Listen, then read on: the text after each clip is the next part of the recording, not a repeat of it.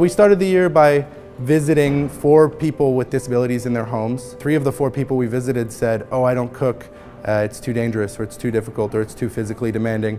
I decided I needed to sort of understand it, so I got myself a wheelchair, cooked in it for about a week. I learned all kinds of stuff from that, and through prototyping and interviews with the people we'd visited, after that research, I kind of arrived from this idea that the kitchen needed to be more accessible to this, basically what is a platform on wheels that moves up and down to help people either as a work surface or as a transfer surface for lifting and moving hot and heavy objects around the kitchen. I've actually been lucky enough, based on sort of having won the competition, now I'm undergoing building of full-size working prototypes in my own space.